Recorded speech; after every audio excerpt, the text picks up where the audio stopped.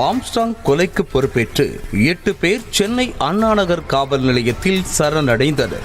சென்னையில் பிரபல ரவுடியாக வலம் வந்த ஆற்காடு சுரேஷின் தம்பி பொன்னை பாலா, ராமு, திருமலை, செல்வராஜ், அருள், திருவேங்கடம், சந்தோஷ், மணிவண்ணன் ஆகிய 8 பேர் கைது செய்யப்பட்டனர்.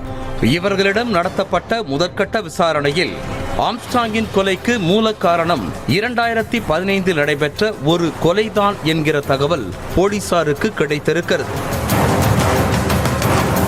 பகுஜன் சமாஜ் கட்சியின் வடசென்னை மாவட்ட செயலாளராகவும் ஆம்ஸ்ட்ராங்கின் நெருங்கிய நண்பராகவும் இருந்தவர் தென்னரசு.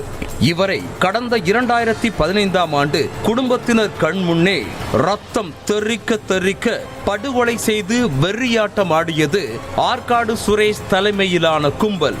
அப்போது முதல் ஆம்ஸ்ட்ராங் ஆற்காடு சுரேஷ் இடையே பகை தீவிரமாக ஆரம்பித்தது. ஆற்காடு சுரேஷை போட்டு தள்ள ஆம்ஸ்ட்ராங் மேற்கொண்ட முயற்சிகள் பல முறை தோல்வியில் முடிவடைந்தன.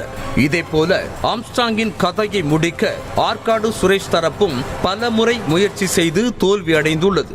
இந்த நிலையில்தான் கடந்த ஆண்டு ஆகஸ்ட் மாதம் 18ஆம் தேதி கொலை வழக்கு ஒன்றில் எழும்பூர் நீதிமன்றத்தில் ஆஜராகிவிட்டு நண்பன் மாதவனோடு பட்டினப்பாக்கம் கடற்கரை பகுதிக்கு உணவருந்த வந்த ஆற்காடு சுரேஷை ஒரு கும்பல் மிக கொடூரமாக துடிக்க வெட்டி படுகொலை செய்தது.